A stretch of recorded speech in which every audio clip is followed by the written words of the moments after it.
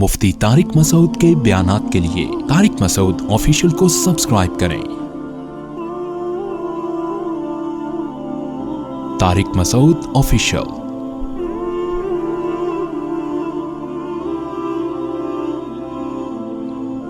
وَكَذَلِكَ أَخْذُ رَبِّكَ إِذَا أَخَذَ الْقُرَىٰ، اسی طرح تیرے رب کی پکڑ ہے جب وہ بستیوں کو پکڑتا ہے۔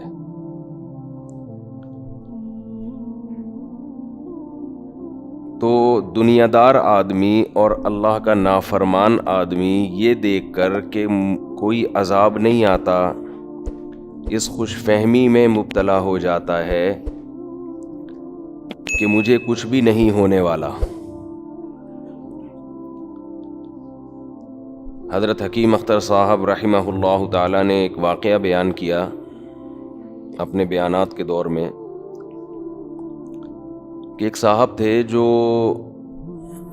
اللہ نے دولت بہت دی، تعلیم بھی تھی، پیسہ بھی تھا،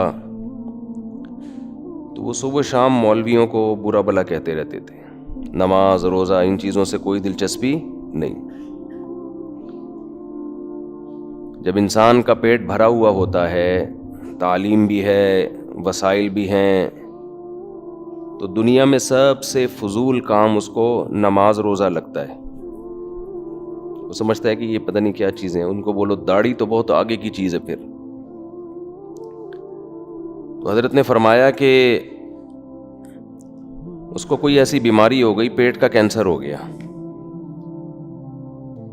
اور ڈاکٹروں نے جواب دے دیا اس پیٹ کے کینسر میں جوسز پلائے جاتے تھے، یہیں سے ڈاکٹروں نے نلکی لگا دی، یعنی اوپر سے بھی نہیں کھا سکتے تھے کہ یہ کینسر یہاں تک پہنچا ہے، یہ یہاں کوئی نئی رسولی نکلی ہے۔ واللہ ادھر دیکھو، ادھر یہ کیا کرنے آئی ہے بیچارے، یہ یہاں کیا کر رہی ہے، یہ چھٹانکی ہے۔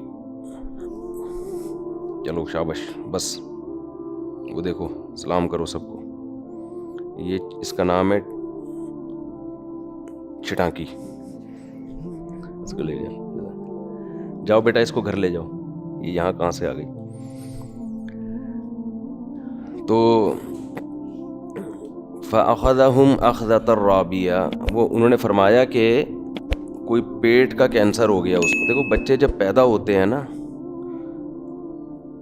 میں جن کی شادی ہو چکی ہے نا اور وہ کہتے ہیں بچے نہیں ہونے چاہیے، میں کہتا ہوں جب پیدا ہو کے وہ اتنے اچھے لگتے ہیں کہ آدمی کہتے ہیں اس میں نہ پیدا ہونے والی کون سی بات تھی یار۔ یہ میرا سب سے جو کیا کہتے ہیں اس کو، لیٹسٹ ورژن ہے یہ چھٹانکی جو ہے نا، یہ ایک اور لفظ میرے ذہن میں آ رہا تھا بڑا دلچسپ قسم کا، یہ لیٹسٹ ورژن ہے، نہیں کھرچن نہیں، استغفر اللہ۔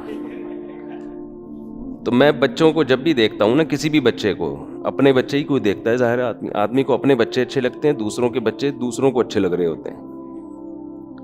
تو بار بار یہ سوچتا ہوں کہ یار بچے کا جب بھی آپ دیکھو تو آدمی کہتا ہے اس میں نہ پیدا ہونے والی کون سی بات ہے۔ جو بھی بچہ آئے گا نا مارکیٹ میں وہ اچھا ہی لگتا ہے انسان کو۔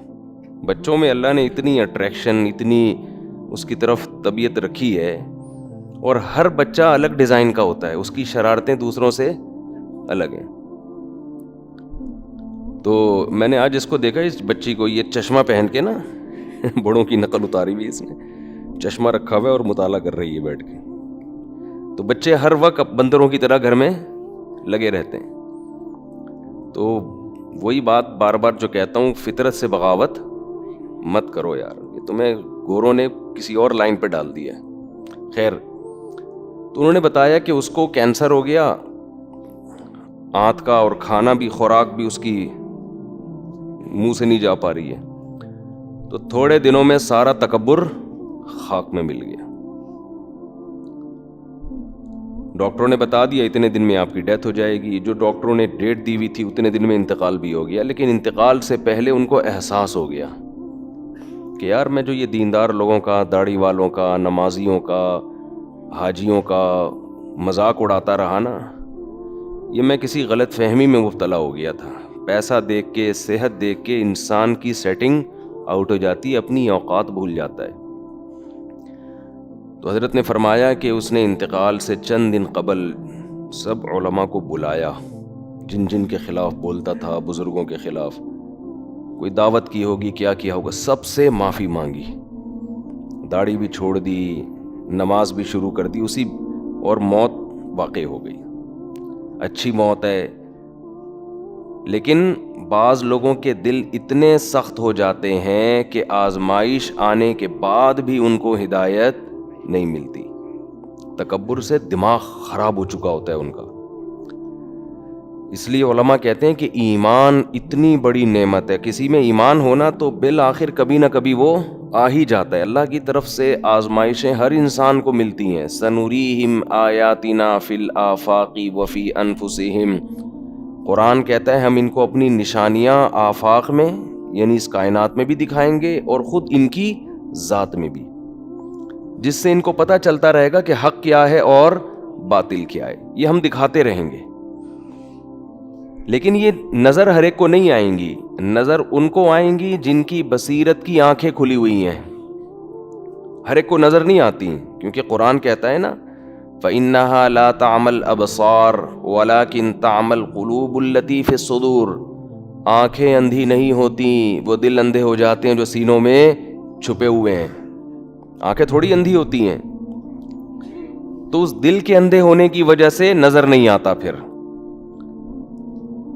تو فرعون جس کا اللہ نے یہاں واقعہ بیان کیا کہ فرعون نے پیغمبر کی نافرمانی کی، اور بہت ساری بستیوں نے جن کو اللہ نے الٹ دیا، تو ان کے اندر جو مسئلہ تھا نا، ان کے اندر وہ مسئلہ کیا تھا؟ یہ اپنی ظاہری ترقی، ظاہری حکومت، ظاہری صحت کو دیکھ کر غلط فہمی کے اندر مبتلا ہو گئے تھے۔ وجہ یہ تھی، دیکھو ہم بار بار کہتے ہیں نا، جب بھی کوئی بیمار ہوتا ہے تو ڈاکٹر کہتے ہیں، ٹریس کرنے کی کوشش کرتے ہیں یہ بیماری ہوئی کیوں ہے۔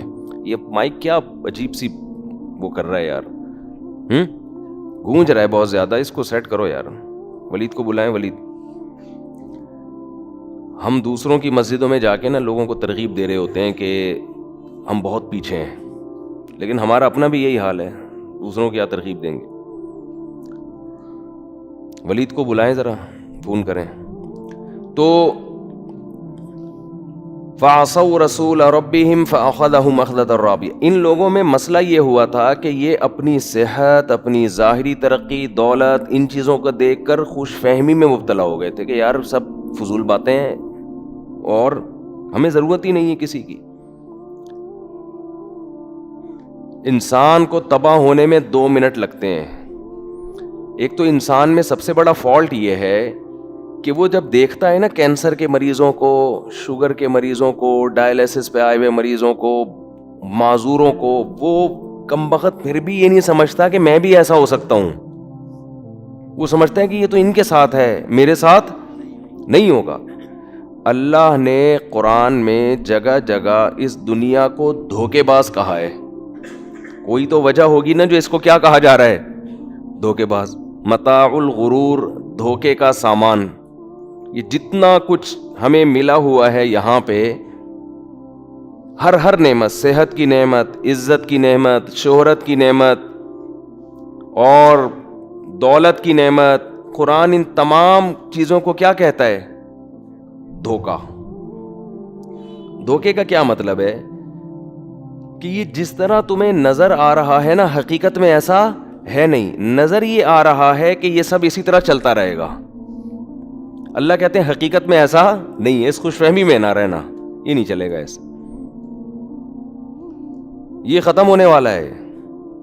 اسی وجہ سے ہم نے اپنے بڑوں کو، جن کے ساتھ ہمارا ٹوٹا پھوٹا ٹائم گزرا نا، وہ جب بھی کسی بڑی چیز کو دیکھتے ہیں نا جس سے ان کے دل میں یہ خیال پیدا ہو کہ اب ہمارا دل دنیا کی طرف مائل ہوگا، جب بھی انسان دنیا میں کسی خوشنما چیز کو دیکھتا ہے تو فوراً طبیعت اس کی طرف مائل ہوتی ہے اور مذہب فضول لگنے لگتا ہے کہ یار یہ کیا نماز روزہ اور یہ سب چیزیں، بس یہ ہے اصل۔ تو جب بھی ہم نے اپنے بڑوں کو دیکھا ہے کہ وہ کسی دنیا کی ایسی اٹریکشن جس میں ہو اس کی طرف گئے نا، ان کا دل دیکھا انہوں نے، تو فوراً زبان سے کہتے ہیں فنا۔ یہ کیا ہے؟ ختم ہونے والی چیز ہے۔ سب سے زیادہ جو انسان جس چیز کی طرف مائل ہوتا ہے وہ تعمیر ہے، پراپرٹی ہے۔ مثال کے طور پر آپ کے پاس اچھا گھر ہے، اگر اچھا گھر، دیکھو آپ کی بیٹی کے لیے 2 بندوں کے رشتے آئے، ایک کے پاس ذاتی پراپرٹی ہے، ذاتی گاڑی نہیں ہے، دوسرے کے پاس ذاتی گاڑی ہے، پراپرٹی نہیں ہے، ترجیح کس کو دو گے؟ پراپرٹی والے کو۔ یار پراپرٹی ہے بھائی، لینڈ لارڈ ہے، لینڈ لارڈ ہے، دوبارہ بول دوں، بائک میں نہیں تھا اچھا، لینڈ لارڈ ہے بھائی۔ کیا ہو گیا؟ تو بالکل ہی غائب ہو گیا۔ تو کہتے ہیں لینڈ لارڈ، تبھی لوگ کہتے ہیں گاڑی بیچو، سوکھی روٹی پہ آ جاؤ، گھر کس کا ہونا چاہیے؟ اپنا ہونا چاہیے، گھر اپنا ہونا چاہیے۔ میں اکثر لوگوں کو یہ بتاتا رہتا ہوں کہ میرا مزاج یہ ہے، میرا کیا مزاج ہے، میری کیا اوقات، شریعت جو چاہتی ہے کہ سب سے فضول چیز مجھے پراپرٹی لگتی ہے۔ حقیقت بتاؤں، سب سے فضول چیز مجھے کیا لگتی ہے؟ سب سے فضول چیز دنیا میں پراپرٹی اور اپنا گھر۔ لوگ اب یہ سمجھ نہیں پاتے، بہت طنز کرتے ہیں نیچے کمنٹس میں کہ کس قسم کی۔ ایک خاتون نے تو لکھا ہوا تھا، ان کی باتوں میں آنے کی ضرورت نہیں ہے، یہ بگاڑ رہے ہیں، اپنا گھر اپنا ہی ہوتا ہے۔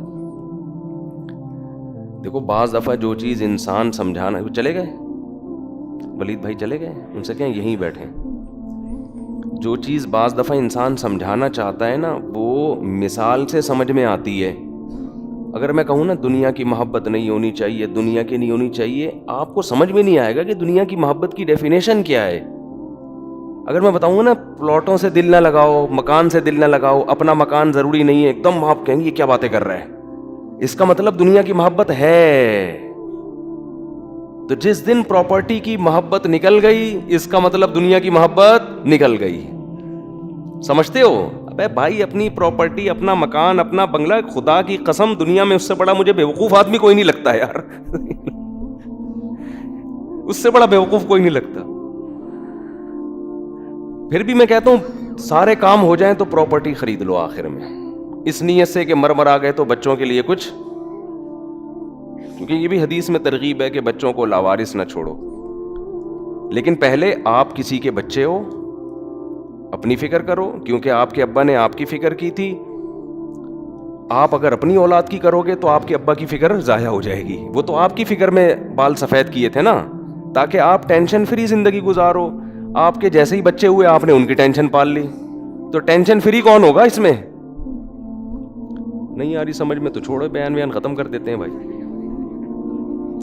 آپ لوگ کہتے ہیں ہم اپنے لیے نہیں، بھائی بچوں کے لیے اپنا مکان چھوڑ کے جانا، ہائے بیچاروں کا کیا ہوگا، ٹینشن لے رہے ہیں یار، میں چلا گیا تو بچوں کا کیا ہوگا، ہائے بچوں کا کیا ہوگا۔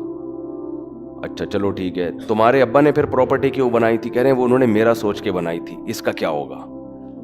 تو اس کو تو کچھ بھی نہیں ہوا، اس لیے کہ جو ٹینشن ابا نے خود اٹھائی تھی، وہ ابا کی ٹینشن آپ نے خود اٹھا لیے، آپ اپنے بچوں کے لیے، اور بچہ وہ بھی ٹینشن فری نہیں ہوگا۔ جیسے ہی آپ مرو گے آپ کے بچوں کے بچے ہوں گے تو وہ اس کی ٹینشن، تو ٹینشن فری تو کوئی ہوا ہی نہیں نا۔ کیا خیال ہے بھائی؟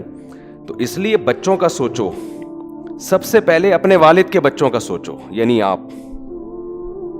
میں ایک دن بیٹھا ہوا تھا، میں پھر دوستوں سے ساتھیوں سے مزاح بھی کرتا ہوں نا، انہوں نے کہا کیوں مفتی صاحب آپ ٹینشن میں؟ میں نے کہا یار میں اپنے والد صاحب کے بچے کے لیے بہت پریشان ہوں کیا مطلب؟ میں نے کہا لوگ اپنی اولاد کے لیے پریشان ہوتے ہیں نا، ہائے بیچاروں کا کیا ہوگا، ہائے بیچاروں کا کیا ہوگا۔ تو میں نے کہا میں اپنے والد صاحب کے بیٹے کے لیے پریشان ہوں۔ یہ زیادہ خوشی کی پریشانی اس لیے کہ یہ پریشانی ہمارے والد اٹھاتے تھے نا، تو جو پریشانی ہمارے باپ نے اٹھائی وہ پریشانی ہم اٹھائیں تو یہ باپ سے وفا کا تقاضا ہے یا نہیں ہے؟ تو میں نے کہا یار میرے والد صاحب بہت پریشان تھے، میرے بیٹے کا ہوگا کیا؟ تو میں نے کہا اس لیے میں کس کے لیے پریشان ہوں؟ اپنے لیے۔ تو یہ میں اپنے لیے نہیں ہوں بلکہ اپنے ابا کے بیٹے کے لیے پریشان ہوں۔ وہ کہنے کس قسم کی باتیں کر رہے ہیں یار تم؟ ہم نے کہا بھائی ہم تو اسی قسم کی باتیں کرتے ہیں۔ پہلے اپنے ابا کے بچوں کے لیے تو آپ کے ابا کے بچے پریشان ہیں، ان کو پراپرٹی نہیں چاہیے، میرے والد صاحب کا جو بیٹا تھا نا, جو آپ کے سامنے بیٹھا ہوا ہے, اس کی بنیادی ضرورت تھی سب سے پہلے تو خوراک. میرے والد صاحب کا جو بیٹا تھا, طارق مسعود اس کا نام تھا, اس کی بڑی ضرورت کیا تھی؟ خوراک. تو مجھے سب سے پہلے کیا کرنا ہے؟ خوراک اچھی کرنی ہے. سمجھتے ہو؟ کیونکہ خوراک آپ کی باڈی کی کنسٹرکشن کا ذریعہ بنتی ہے. بتاؤ, جس جگہ آپ رہتے ہو اس کی کنسٹرکشن زیادہ ضروری ہے یا جو رہنے والا ہے پہلے وہ اپنے آپ کو بلڈ کرے؟ بولتے کیوں نہیں؟ دیکھو مجھے ایک بات بتاؤ, ایک آدمی نے مکان میں سریا ڈال کے مضبوط پلر کھڑے کر دیے, ہڈیوں میں کیلشیم ختم, اس کا اپنا سریا ہڈیوں کا ختم. دوسرا وہ ہے جس نے اپنی ہڈیوں میں کیلشیم ڈال کے مضبوط سریا بنا دیا, لیکن رہنے کے لیے جھونپڑا ہے.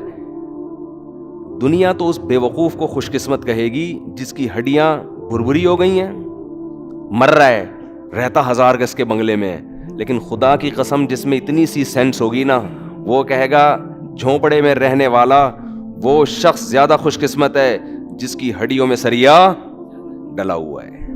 وہ والا سریا نہیں جو ایکسیڈنٹ کے بعد ڈلتا ہے, مطلب یہ کہ ہضیہ مضبوط ہے, صحت اچھی ہے, اس کی خوراک اچھی ہے. لیکن پاگل ہو گئے ہیں دنیا کے پیچھے. دوسری بات خوراک کے بعد, یہ تو میں ابھی, یہ میرا ٹاپک نہیں ہے, یہ تو میں کئی دفعہ اس ٹاپک پر بات کر چکا ہوں. اس میں کلپ بھی بڑا وائرل ہوا تھا, بہت سے لوگوں کو اللہ نے ہدایت کی توفیق عطا فرمائی الحمدللہ وہ کلپ سن کے. دوسری چیز بھائی, اچھی سواری ہونی چاہیے, کیونکہ یہ چیزیں استعمال میں آ رہی ہیں. رسول اللہ صلی اللہ علیہ وسلم نے فرمایا, یقول العبد مالی مالی, انسان کہتا ہے میرا مال میرا مال میرا پیسہ. فرمایا تیرا مال صرف وہ ہے جو کھا کے ختم, پہن کے پرانا, استعمال میں آ گیا, وہ تو ہو گیا. باقی تمہارا کہاں ہے؟ وہ تو وارثوں کا ہے, بچوں کا ہے, اور بچوں کا بھی نہیں ہے, وہ بچوں کے بچوں کا ہے. وہ پھر کہیں گے یار ہمارے بچوں کا ہے, پھر وہ اگلا کہے گا نہیں ہمارے بچوں کا ہے. کسی کا بھی نہیں ہے. وہ قیامت میں جو آخری انسان پیدا ہوگا اس کا بھی نہیں ہے, کیونکہ تو ویسی قیامت آ کے برباد ہو جائے گا. کسی کا بھی نہیں ہے. ٹوپی ڈرامہ ہے یہ ٹینشن ہے جو آپ ڈپریشن ایک دوسرے کو آہستہ آہستہ ٹرانسفر کر کے دنیا میں دل لگا کے مر جاتے ہو, اور جب قبر میں جاؤ گے تو آپ بولو گے یار پراپرٹی جو یہ مجھے ملنے والی تھی اس کے لیے تو میں نے کخ بھی نہیں کیا, اس کے لیے تو کچھ بھی نہیں کیا میں نے. تو کھا کے پرانا کر دیا, کھا کے ختم کر دیا, پہن کے پرانا, یعنی لباس, یعنی جو چیزیں استعمال میں آ رہی ہیں. تو آپ کا مال آپ کی گاڑی ہے, وہ استعمال میں آ رہی ہے, آپ کو W11 سے بچایا اس نے. کتنی ٹینشن ہے نا انسان کے لیے سفر کرنا. اپنی گاڑی ہوتی ہے تو وہ سفر جو کئی گھنٹوں میں ہوتا وہ آسانی سے. پھر اپنی گاڑی میں اگر اللہ نے آپ کو وسعت دی ہے تو مہنگی گاڑی رکھو. سستی گاڑی میں اور مہنگی گاڑی میں بہت فرق ہوتا ہے. کمال کی بات یہ کہ جن علماء کے پاس پراپرٹی ہو لوگ ان پہ انگلیاں نہیں اٹھاتے, اچھی گاڑیوں میں گھومنے والے پر انگلیاں اٹھاتے ہیں. ہر چیز کیا چل رہی ہے؟ الٹی چل رہی ہے. ایسے لوگوں کو میں جانتا ہوں, پراپرٹی ہو دبا کے کروڑوں روپے کی جائیدادیں بنا لی انہوں نے, لیکن گاڑی بہت سیدھی, بائک پہ گھوم رہے ہیں. بہت حضرت بہت نیک بزرگ ہیں, حضرت اتنے سادہ ہیں کہ بس کیا بتائیں. حضرت کو میں نے رکشے میں جب بھی دیکھا ہے, چنچی میں دیکھا ہے. یہ گھر کس کا؟ یہ حضرت کا ذاتی گھر ہے. ذاتی گھر, ذاتی گھر تو بھائی ضروری ہے. اور جس عالم کو دیکھیں گے پراپرٹی میں وہ گاڑی میں گھوم رہا ہے اور بڑے لگژری لائف اسٹائل رکھا ہوا ہے, گھر اپنا نہیں ہے, اس کہیں گے یہ عیاش. میں کہتا ہوں دنیا سے دل لگانے والا میری نظر میں وہ زیادہ دل لگا رہا ہے جس نے ذاتی گھر پہ پیسہ خرچ کیا. جس نے گاڑی پہ پیسہ خرچ کیا وہ تو استعمال آ رہی ہے بھائی. آپ کہیں گے گھر بھی تو استعمال میں آ رہا ہے, تو جب تمہیں رینٹ پہ مل سکتا ہے تو اپنا کیوں خرید رہے ہو بھائی؟ ہاں دیکھو ہر ایک کا معیار مختلف ہے. میں ایک چیز آپ سے ایک بتاتا ہوں کہ اتنا پیسہ, یہ سمجھو کہ گھر میں جتنا پیسہ خرچ ہو رہا ہے نا آپ کا اپنا کہلوانے میں, اس کو کہ اس پہ آپ کے اپنے کا لیبل لگ جائے گا, تو اپنا ہونا کوئی اتنی اہم چیز نہیں ہے جس پہ آپ کروڑوں روپے نام پہ لگا دو کہ یہ میرے نام ہو جائے. بھائی نام وسیم بھائی کے رہے, ہم کرایہ دے کے رہتے رہے اس میں, تو اپنے نام کر لے بس, ٹھیک ہے نا, کیا خیال ہے, اس پہ خوش ہو جا, تو یہ کس کا ہے بھائی؟ وسیم بھائی کوئی بیٹھے ہوئے ہوں تو وسیم بھائی سے گھر لو کرائے پر, ٹھیک ہے نا, وہ ہر مہینے رینٹ دے کے تھوڑا رینٹ جائے گا, اس میں اتنی انویسٹمنٹ نہیں ہوگی, رہو. خطرہ یہ ہوگا کہ یہ آپ کا نہیں ہے بھائی, تو میں کیوں 1.5, 2, 3 کروڑ روپے لگاؤں کسی چیز پہ یہ کروانے کے لیے کہ یہ کس کا ہے, میرا ہے. بھائی مجھے پتا ہے میری زندگی 10 سال 15 سال 20 سال 30 سال وہ بھی یقینی نہیں ہے, کل مر گئے, پرسوں مر گئے, ترسوں مر گئے, بچ گئے تو کتنا, تو ایک گریبی پہ میں اتنا رسک کیوں لوں بھائی؟ نہیں آ رہی میرا خیال ہے بات. اگر کوئی 40 سال کا ہے تو 60 70 30 سال نا وہ یقینی نہیں ہے, ایک دن بھی یقینی نہیں ہے, تو یار 30 سال میں اتنا رسک لے لوں کہ میں کروڑوں روپے پھونک دوں یار, مجھے یہ نہیں سمجھ میں آ رہا. ہو سکتا ہے آپ کے آ رہا ہو, تو بھائی ہر آدمی اپنی سوچ کا مالک ہے. کیوں لگا دو بھائی, کل کا پتہ نہیں ہے, میں اتنے کروڑ روپے پھونک دوں, وہ کروڑ میں کھاؤں نا, وہ کروڑوں میں جب لگاؤں گا جب آج بھی کھانے کے لیے کروڑوں ہوں گے. سمجھتے نہیں ہو بات کو؟ اس سے یہ اشکال حل ہو گیا کہ ہم ذاتی گھر بنانے کے مخالف نہیں ہیں. ہم کہتے ہیں دیکھو زیادہ پیسے, زیادہ کی ڈیفینیشن ہر ایک کے حق میں دوسرے سے مختلف ہے. ایک آدمی اربوں روپے کا مالک ہے, اس کے لیے کروڑوں زیادہ نہیں ہے, تو چلو یار تو سلیم بھائی سے گھر خرید کے اپنے نام کر لے. لیکن ایک آدمی لاکھوں روپے کماتا ہے, اس کے لیے کروڑوں بہت زیادہ ہے, تو کیوں ٹینشن لے رہا ہے؟ تو ذاتی گھر بنائیں بشرطے کہ آپ کے پاس پہلے اچھی گاڑی آ جائے, اچھی خوراک ہو, بچوں کی تعلیم ایجوکیشن. یہ زیادہ ایک پڑھا لکھا غریب آدمی ایک دولت مند جاہل سے 1000 گنا بہتر ہے. آپ کے بچوں کے پاس ایجوکیشن آ گئی, گھر سب فٹ فاٹ ہنسی خوشی زندگی, پھر اضافی پیسہ ہے, چل یار پراپرٹی لے لے, مر گئے تو بچوں کے کام آ جائے. پھر شریعت نے ترغیب بھی دی ہے کہ بچوں کو لوارث نہ چھوڑو, اگر گنجائش ہے تو پھر شریعت کی ترغیب ہے. اس اسٹیپ پہ آ کے آپ بحریہ ٹاؤن میں پلاٹ خریدیں. سمجھ رہے ہو کہ یار جب سب کچھ ہے, مر بھی گئے تو مزے تو جو پیسے کی لذت تھی وہ تو حاصل کر لی نا بھائی. آپ نے گاڑی اچھی لے لی, گھر خوراک اچھی ہو گئی, لباس اچھا ہو گیا, گھر کا لائف اسٹائل بہت اچھا ہو گیا.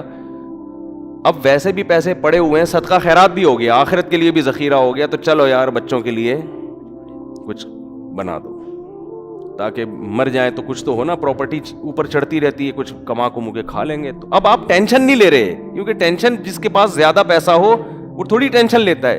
میں بات ان لوگوں کی کر رہا ہوں کہ اتنا پیسہ ہے نہیں اور پیٹ بچا کے کیا کر رہے ہیں پراپرٹی میں. اس کا مطلب بھائی تم نے دیواروں اینٹوں سے دل لگا لیا ہے, تمہارا مرنے کا کوئی پروگرام نہیں ہے. جب بھی میں کسی پوش علاقے میں جاتا ہوں نا, چلا گیا ڈیفینس میں, کلفٹن میں, گلشن اقبال میں, تو میں وہاں کو لوگوں کو بتاتا ہوں یہاں کے قبرستان کا بھی سروے کرنا چاہیے. غریب آدمی, میں تو اللہ کا شکر ہے غریب نہیں ہوں, لیکن جب کوئی غریب آدمی جاتا ہے نا پوش ایریاز میں تو بڑی رالے ٹپکاتا ہے, یار کیا اسٹائل ہے یار, ایک ہمارا گھر دیکھو. غریب آدمی کے دماغ میں یہ خیال آتے ہیں نا, یار ہم ادھر ہی اورنگی ٹاؤن میں نالے کے اوپر ہمارا گھر بنا ہوا ہے, یار یہ کیا. او بھائی تو گھر کو نہ دیکھ, تو اس کو دیکھ, گھر میں رہنے والے وہ کتنا کنسٹرکشن کا کام ہوا ہے اس کے اوپر. ہو سکتا ہے تو رکشا چلا کے اس سے زیادہ مضبوط ہو, اور جو اس 1000 گز کے بنگلے میں رہ رہا ہے اس کی ہڈیوں میں کیلشیم کا ٹیسٹ کرواؤ, کمی آئے گی. تو زیادہ خوش قسمت ہے نالے کے اوپر رہ کر بھی, ٹھیک ہے نا. تیری عمر ابھی لمبی ہے, وہ ابھی تھوڑے دنوں میں انا للہ ہو جائے گا. اور اگر چل وہ تجھ سے زیادہ صحت مند ہے تو کتنا مقابلہ کرے گا. جتنی موٹی دیواریں اور جتنے بڑے بڑے گھر ہیں اتنی بڑی زندگی نہیں ہے, ختم, تھوڑے دن کی کہانی ہے. تھوڑے دن کے لیے یار اتنی ٹینشن لینا یہ کوئی فضول قسم کی بات ہے. مسافر خانہ, ختم, مرے گا تھوڑے دن میں مر جائے. تو موت کو اتنی ٹینشن بھی نہ لیا کرو.